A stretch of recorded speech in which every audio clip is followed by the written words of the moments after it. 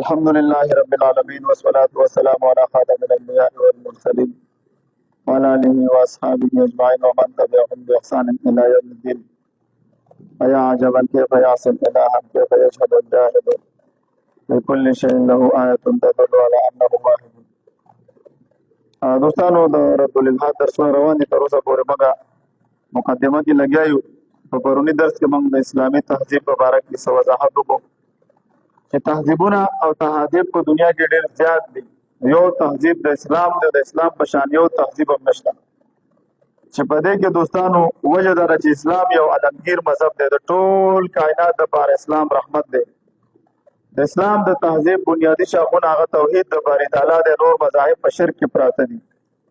په دې کې د رسالت خبره ده او په دې کې رسالت سره سره زموږ د عقیده چې ټول انبیاء کرام معصوم دي. په نورو مذاهبو کې د رسالت خبره موجود ده، خو سره د څه نه، د بې ادبۍ نه. هغوی انبیاء کرامو په باره کې د بې ادبۍ الفاظ دي. تاسو ته به وروسته د بایبل اقوال نازي او د هندوانو د کوم چې متون دي، د هندوانو شپږ متون دي، څو شپږ منابع دي، سمرتی ده، شروطي ده، اتحاد ده، بران ده، ګن ده، دا شان ده یو پکې بل هم ده. دا شپږ د دوی دغه دي منابع دي دوستانو. په دې کې د پیغمبرانو په باره کې، په دې کې د دوی چې کوم مشران دي، رام دی، کرشن دی او دوی چې کوم دي، دوی وایي د الله تعالی اوتار دی. نو د رسالت شرک نه ډکه ده. که د عیسایانو د یهودیانو عقیدې ته وګورئ نو هغوی هم انبیاء کرامو دپاره د څه شی د ګناه قایل دي، نعوذ بالله، او موږ د دې قایل نه یو. د قیامت تصور موجود دی. دغه شان ده کې اخوت اسلامي ده، په دین او دنیا کې مطابقت دی. واحد اسلام داسې مذهب دی چې دین او دنیا دواړو کې مطابقت دی. دې کې طهارت او پاکیزګي موجود ده، عدل او احسان پکې موجود دی دوستانو، او انساني شرف او اکرام دی. دا پرونی تهذیب او پر اسلامي تهذیب او پرون درس کې موږ وضاحت کړو. نن به موږ وایو اوس من څه د فلکیاتو متعلق تاسو ته پوهه درکوم. اوس د جدید فلکیاتو مشران دوی دا اوسني فلسفه ګڼي. دوی وایي چې د جدید فلکیاتو بانی دا کوپرنکس دی. کوپرنکس دا خبره سراسر غلطه ده. کوپرنکس د لا پیدا شوی هم نو چې زموږ د فلکیاتو موږ تحقیقونه کول. د جدید فلکیاتو بانیان مشران دا مسلمانان دي. څوک دي؟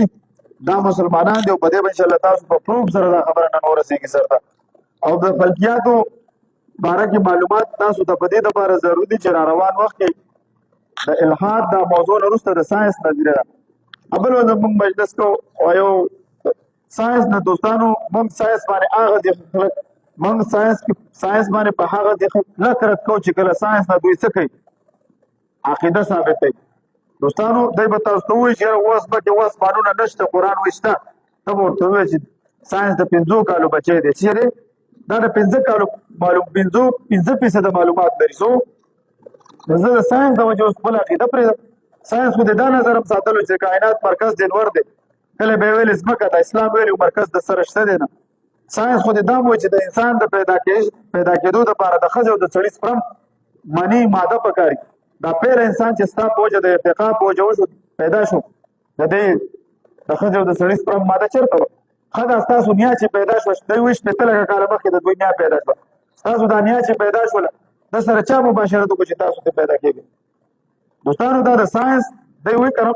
دی به تاسو ته په مذهب کې اختلاف شروع کړي. مذهب کې اختلاف دی، تضاد دی پکې، ټکر دی پکې. ته به ستا په ساینس کې تضاد دی. موږ د ساینس قایل یو. کم ساینس؟ هغه ساینس چې هغه څه وي، یو فلاحي اداره وي، نه د نظریاتي ساینس. موږ د چا رد کوو؟ موږ د هغه نظریاتي ساینس رد کوو. دې ځای کې بیا زما خپله یو شاګرد ما سره وټساپ کې ما ته ویل دا غامدي او دا خلک د دې ساینس نه متاثره دي. دوی د بګ بینګ نظریې لپاره د سورة الانبیاء آیات نمبر 10 نه استدلال کوي. اولم ير الذين كفروا ان السماوات والارض كانتا رتقا ففتقناهما. رتق شو غتق شو غرب شو بځو دا باکوش والے ګور میراتو دا رتق او فتق نه چا دا د بګ بینګ نظریه سره.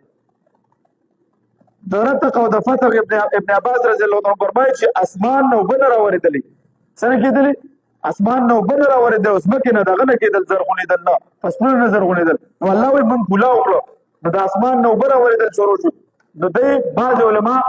دا ډاکټر ذاکر نایک صاحب د دوی نه د دې بګ بینګ استدلال کوي. روان وخت کې به بګ بینګ ما حالت ته ویلي ما ته اوس وایي چې د دنه خو بګ بینګ ثابت دی. او ما سبا چې دا بګ بینګ نظریه باطله شي ستا تفسیر کې به لیکلي چې پلان کې مورخ رور مودودي یا پلان کې لیکلي چې رور دلته بیگ بینګ دی بیا به پورې خلک کاندي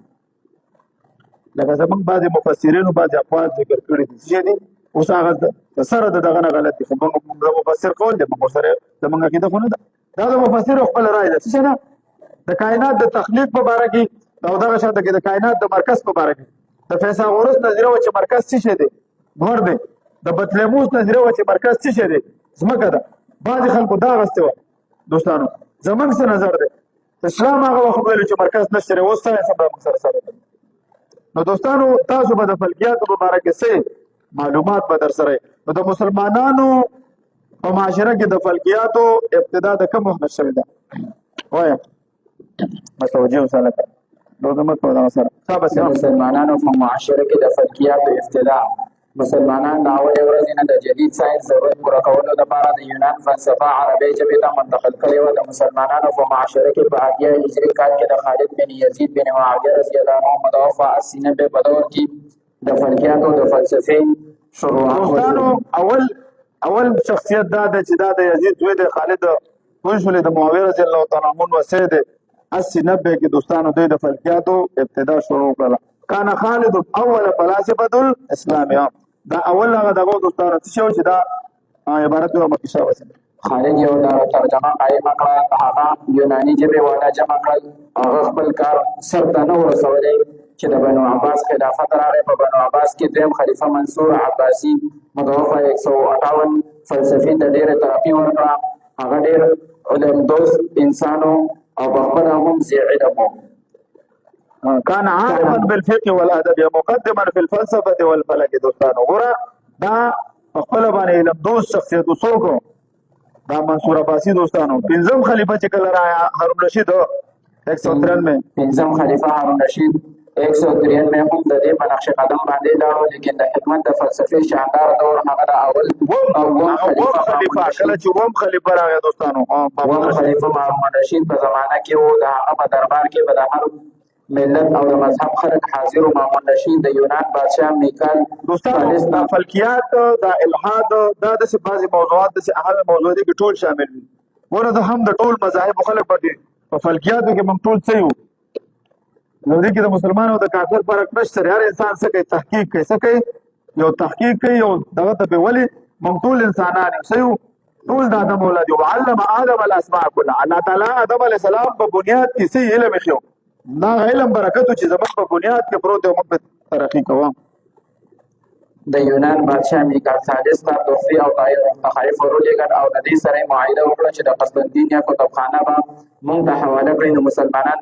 مسلمانانو د فلسفي کتابونه حاصل کړل دوستانو او د وخت عیسایان پر رهبانیت کې پراته يهوديان په جهالت ګمراهۍ کې پراته دوستانو او د دې کتابونو څو کړو د فلکیاتو متعلق چې ارسطو او د دې قدیم فلسفو کومه نظریه و موږ دنیا ته پیش کړی دي ها دا اول عربی ژبه ته ترجمه شوی ده د وروسته به فرانسوي او جرمني او د ژبو څه شوی دي ترجمه شوی دي نو اول بانیان خو بند یو شابه سیا د فلسفي قیمتي کتابونه د مسلمانانو لاس ته راغلل مامون رشید په دې کې د افلاطون او د ارسطاطالیس بقرات جانیلوس عقلیدس د فلسفي قیمتي کتابونه د مسلمانانو لاس ته راغلل مامون رشید په دې وخت کې خالد بن قراء او حبیش بن حسن او حنین بن اسحاق چې عیسایانو د ترجمې لپاره منتخب کړل د مامون رشید په زمانه کې فلکیاتو ډېره ترقي وکړه چې د دې زمانه د اندلس او د سپین مسلمانانو هغه د ترقي والا دور دوستانو دا आवाज دا بل سپیکر کې دی بیا आवाज صحیح نه راځي دا د تیم لري صحیح ده هغه دی دا आवाज بس ها مسلمانانو چې ساينس ته څومره ترقی ورکړي د هغه د ټول انسانیت لپاره د ترقی ضامن دوستانو لیکن کله چې هغه ساينسي علوم مغرب ته منتقل شو نو هغه ساينسي علوم د مذهب خلاف استعمالول شروع کړ څه وکړو زبن کله چې په ساينس زبنګ حکمراني و نو موږ سو یو فلاحي اداره و موږ ټول دنیا ته فائدہ رسوله اوس ساينس یو نظریه او عقیده وګرځیدله د ساينس په وجه دوی ټول دنیا غلامانه کړي ده څه کړل یو اسرائیل دې موږ نه شو کنټرول کولای وجه څه ده ایرډوم ورسره ده سرجه نه ورته د دنیا جازونه او مظاهر او خوشي کړته په هوا کې د لغت دا د ساينس په ذریعہ وته څه کوي او په دنیا کې دا پیپسي او دا کوکا کولا دا جستا اقتصاد دی ټول دنیا باندې دوی اقتصادي جال خور کړی دی. کته استعمالي او کنه استعمالي ستا ګټه چاته رسي؟ اسرائیل ته ستا ګټه یورپ ته رسي. نن د ساينس پوهه دوی په ټول دنیا حکمرانی کوي. دوستانو دا دوی نه دای څه جوړ کړی دا د ساينس نه دوی څه جوړ کړی دا عقیده دې جوړ کړی. دوستانو مخکې ځه مسلمانانو چې ساينس ته څومره ترقي ورکړه هغه د ټول انسانیت لپاره ترقي ضامن و، لیکن کله چې هغه ساينسي علوم مغرب ته منتقل شو د هغوی ساينسي علوم د مذهب خلاف استعمالول شروع کړه چې نتیجه یې دا شوله چې نن ټول مغرب د ساينس په وجه د الحاد په فتنه کې گرفتار دی چې د هغې په وجه نن ټول مغرب د خپل د ژوند د مقصد نه ناخبره دي او ساينسي علوم صرف د انسان د خواهش د پوره کولو لپاره استعمالوي. ساينسي مضامین چې کله د مسلمانانو په معاشره کې موجود و په هغه وخت کې د ساينس مقصد یو فلاحي اداره وه، خو کله چې مغرب ته منتقل شو نو د ساينس په وجه هغه د مذهب نه لرې شو، نو ځکه هغوی وایي چې مذهب د ترقۍ په لاره کې خنډ او رکاوټ دی. او نن سبا زموږ په معاشره کې هم داسې خلک موجود دي. دوستانو دوی وایي مذهب د ترقۍ په لاره کې خنډ دی. خدا خبر یاد ساتئ چې چېرته عیسایي خود ساخته مذهب و چې ټول عمر انسانیت د علم نه محروم کړی و، او چېرته د اسلام پاک دین چې همیشه د انسانیت د علم تلقین کړی دی. دوستانو فهم فلکیاتو په باره کې دوستانو د علم فلکیاتو تعریف څه شی دی، موضوع څه شی دی او غرض څه شی دی؟ انظر در شابه. تعريف علم الفلكيات هو علم يعرف به أحوال الأجرام الفلكية والكيفية والوضع والحركة وما يتعلق بذلك. فلكيات هغه علم نوم دی. فلکیات د هغه علم نوم دی د کوم په ذریعه سره چې پیژندلی شي ستارې او سیارې او کهکشاګانې وغیره. ستاره او سیاره پیژنئ که نه؟ او د هغوی د تخلیق او عمر او د هغوی په مابین کې د فاصلې او د هغوی د جسامت، کثافت، درجه حرارت، ایام و سال، مدت و حرکت، سمت و اجزایی ترکیبیه او عناصر وغیره پیژندلو ته علم فلکیات وایي. دوستانو دا د فلکیاتو دوستانو تعریف دی. پوه شولې؟ موضوع د علم الفلکیات موضوع علم الفلكيات الأجرام الفلكية باعتبار الحيثية المذكورة في الحد. فلکیاتو موضوع هغه ستارې او سیارې او کهکشاګانې وغیره دي په اعتبار د تعریف کې کوم ذکر شوي حیثیت نه. دوستانو دوی پیژندل پکار دي. غرض او غایه څه شی ده؟ غرض وغايات علم الفلكيات معرفة أحوال العالم الفلكية ترجع النفس إلى مبدأ العالم ليستمد بها في فهم فهم الفلکیات والسنت والفقه. دا مفتی اسد الله شهباز سے فهم فلکیات د کتاب ته دا ویل وګورل سره د دې علم په ذریعہ سره د عالم احوال عجیبه حسن ترتیب مضبوط نظام او د الله تعالی د قدرت کامله او حکمت زمونږ د علم د بساط مطابق پیژندل شي او د دې علم په ذریعہ الله تعالی د وجود توحید دی. تاسو چې فلکیات موږ چې فلکیات وایو زمونږ نور په خدای ایمان زیاتېږي. دا کله چې دا د فلسفه او د ملحدینو کتابونه ګوري دا الحاد ته تابوزي. دا وی دا خود به خوده کېږي. څه کېږي؟ خود به خوده څنګه کېږي یار؟ خود به خوده خود تاسو روبوټونه پیدا کړي څه دي په دې کې مو روح واچوئ که نه؟ څوک چې روح نه نویستلی په یو ماشین باندې کړی د په روح تمام جهان دی تکړه شي که نه؟ تاسو یو سپوږمۍ پیدا کړئ، تاسو یو نور پیدا کړئ که نه؟ دا نور 4.5 کال نه تا ته انرژي درکوي. نن سولر پلانټونه دي لږ وخت پس به ته وګورئ دې کې دونه پاور دی دونه بجلي او دونه انرژي پکې موجوده په دې نور کې تاسو یې ختمولی نه شي. د دنیا انسانان دا د کوم ځای نه خود به خود راځي؟ لکه یو بجلي ډیپ جوړی تا ته به څونه خرڅې راځي؟ څونه ګرانه بجلي نه پروزي تا ته فری تا ته دا دونه انرژي د کوم ځای راځي؟ د وروسته کریټر موجود دی، الله تعالی تخلیقکار دی، الله تعالی مصور دی. د الله په خزانو کې د کمې هېڅ شی نه د شکلونو والذي یصورکم فی الارحام کیف یشاء. الله وایي زما خوښه ده چې څنګه د تاسو ډیزاین کوم. تاسو دومره د انسان په جسم کې دننه یو ماشین ګرځولی دی. تاسو سوچو کې د انسان چې پیدا شي هغه زنانه چې هغه تعینو کې پی نه وي او ماشوم پیدا کېدو سره ډایرکټ د خوراک نظام برابر شي. د انسان په دې خوله کې خوږې لاړې دي، په دې غوږونو کې ترخي اوبه دي او په دې سترګو کې نمکین دا د کوم ځای راغلي؟ که دا اوبه دې دلته وي او دا دې دلته وي نظام به دې ټول ګډوډ وي. دا خوږې لاړې دې د پاره دي چې ته پرې ذایقې وسکي او که دا ترخي اوبه ذایقه دې خرابوي بیا ذایقه سکلی شي. ستا د خپو د لاسونو دا ګوتې که چېرته خپو کې وي او د خپو دې په لاسونو کې یو پرتوار دې نشو تړلی، یو ګیلاس اوبه تا نشوي نیولی. د دې انسان د جسم ته وګورئ دې خصوصیات 1.20 لکه بلپونه په دې سترګو کې لګولي دي، په غوږونو کې زرهاو د سما تلې دي، په ژبه کې زرهاو د ذایقې ته کوم ځای راغلي و؟ دا خود به خود راغلي. زما یو ملحد را په نظر وایي ما ورته که خصوصیات د حیواناتو کې دا نشته، دا اتفاقي دي تصادفي دي او یا دا تصادفي دي. نو مې پتاو په کاڼو کې به پکار ده چې پکاړو کې هم دا راشي کنه پکار ده چې غویانو کې هم دا اتفاقی دا خبره راشي کنه پکار ده چې غویان هم ورو جامې واغوندي غویان هم معاشرې ته راوځي او خبرې شروع کړي په ځان له کمیونټي جوړ لګي ته خو د خپل د ذایقې د پاره څه کې حیوانات خوري تا کې د خصوصیت نو چې ټول انسان لاندې ورزيدل چې هغه چې دا ما کې څه شي دي تصادفي راغلي دي ورو بعد کې اتفاقی دي دا نو ته ورته چې واقعي د عقل نه کار نه اخلي سنه کې جاهل ګرځي او به خپکیږي دوستانو د دې دوستانو د دې علم په ذریعہ شابه د دې علم په ذریعہ د الله تعالی د وجود توحید عظمت شان توجه الى الله او د الله تعالی رضا د سبب باعث ګرځي بعض آیاتونه او احادیث مبارکه د فقهي مسائل د دې علم مسائل د دې په علم علاوه بصیرت په جندل سان کې یو دا په دې باندې کتابونه لیکل شوی دي لکه ډاکټر مورس بوکای کتاب لیکلو بایبل ساينس بایبل او قران هغه چې ما کله د قران عظیم شان مطالعه وکړل هغه چې ټول آیاتونه درست دي به په حدیثو تحقیق شروع کو سو په حدیثو تحقیق شروع کو د امام بخاری رحمۃ اللہ علیہ سل احادیث راوستل کوم چې فلکیات متعلق په دوه اعتراض وکړو څه وکړو وای اټرمیټیک دي دا د ډاکټر حمید الله رحمۃ اللہ علیہ جوابات کړی دا کارګزاري بدل به وخت اورم اوس راځو دوستانو ما څه ته وای د ته کمیت وای د دې څه تعریف ده دوستانو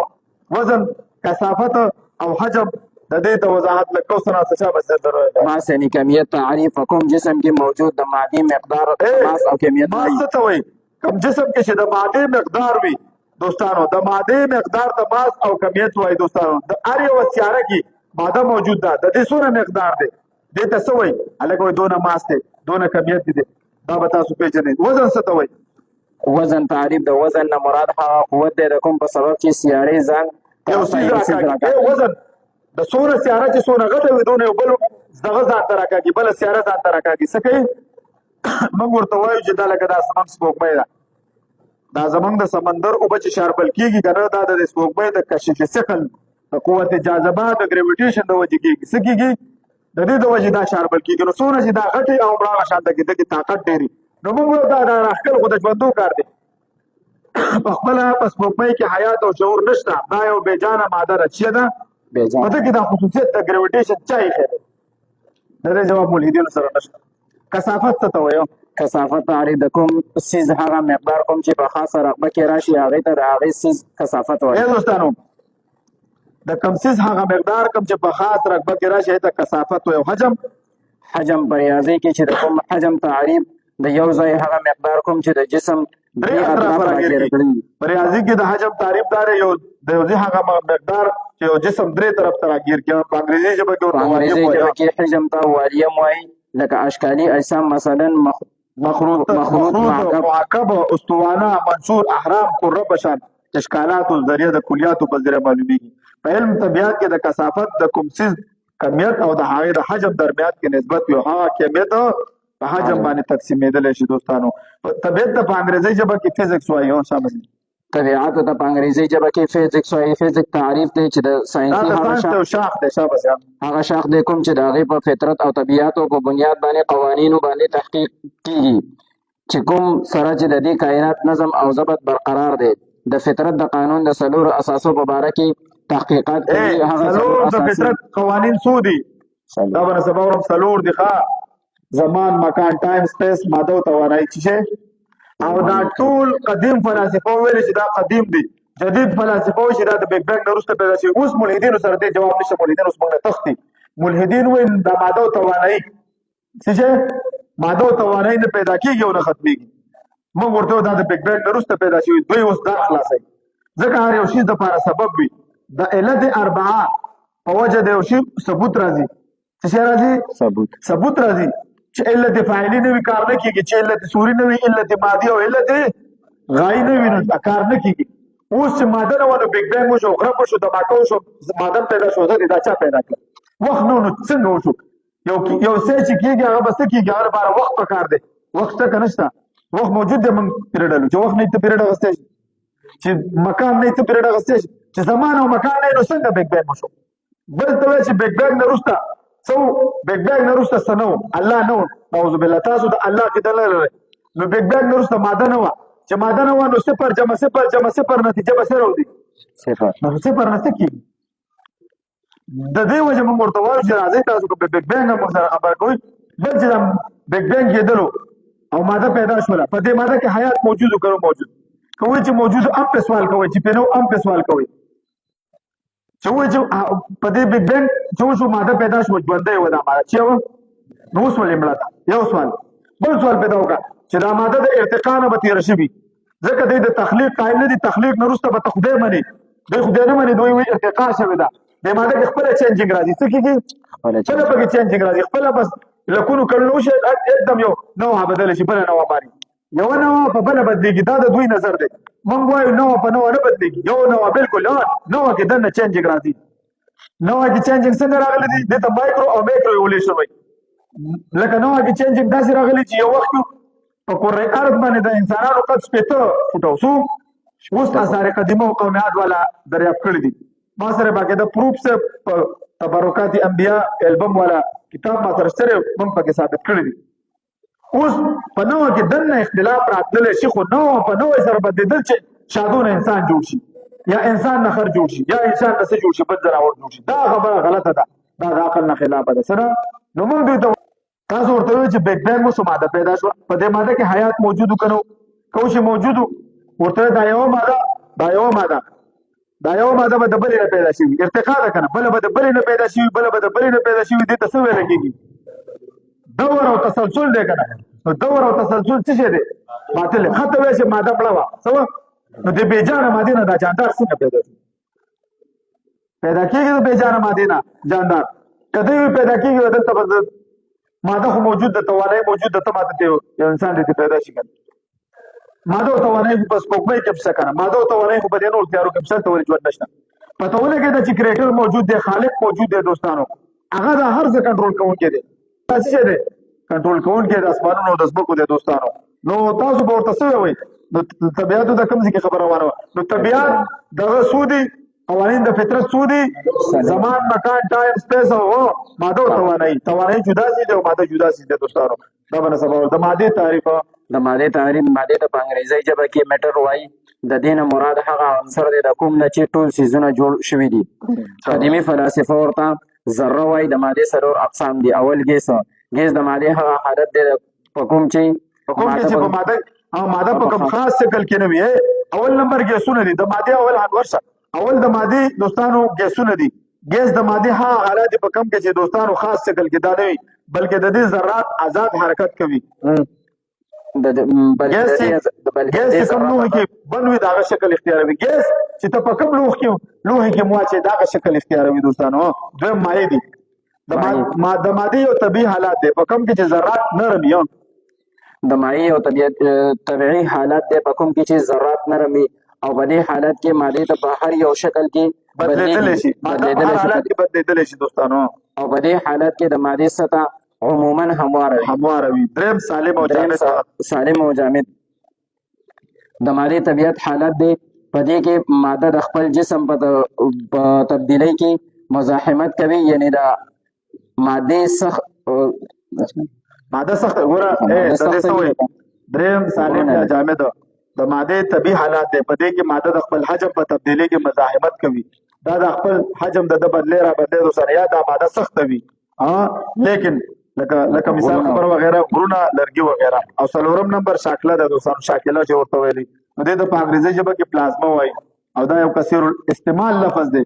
دا لفظ د ساینس په مختلفو شاخونو کې استعمال شوی دی په طبیعتو کې د دې استعمال له باردار هوا او ګیس په تور باندې شوی دی چې اکثر ګرم وي څه شوی اکثر ګرم وي ثقل ګریویټیشن بس ته کوي بس ته جی واخر دعوانا دا باندې سبا